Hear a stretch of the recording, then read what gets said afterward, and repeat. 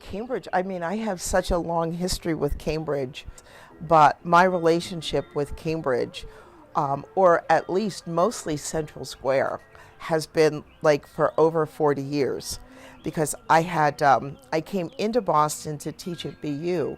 I came and taught through the Joy of Movement Center and became part of a group called Impulse. And I felt like I was the mayor of, Central Square because we as a company, as group, as dancers, were always in and around in that area. There was, so many places that made up a very diverse, eclectic group of people who were in Cambridge. And Central Square was kind of like, the drudge between Harvard and MIT. It was, kind of like the stepchild, And that's the one thing about dancers. They always go into, I would not say the least populated place, but the least likely place.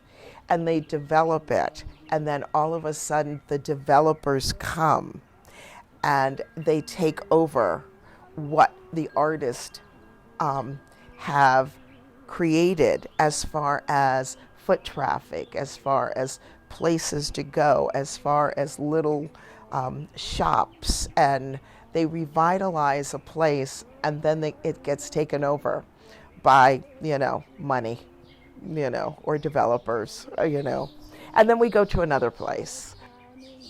Cambridge has changed dramatically because there used to be a lot more, for me, there used to be a lot more dance studios around in the area, and they have been priced out.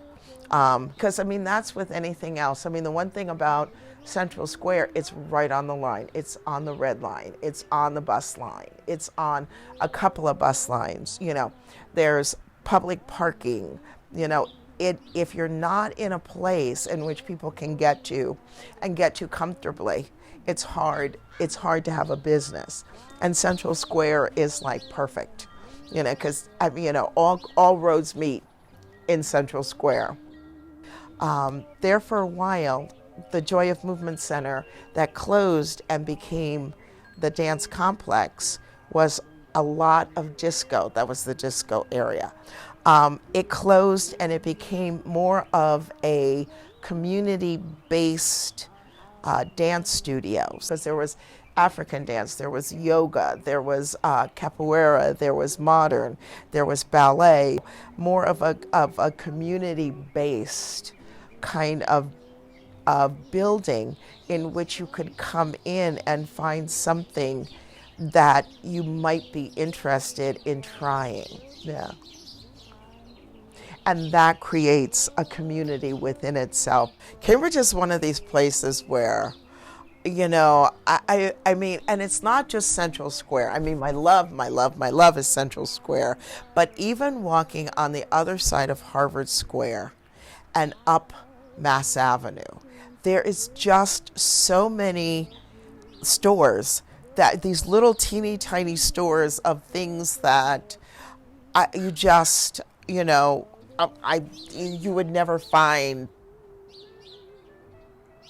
People don't treat Cambridge and Boston like tourists, and they need to, because you would be amazed at what is actually in there if you treated it as if you were a tourist instead of just trying to get from point A to point B without looking to see or taking another path or going in another direction,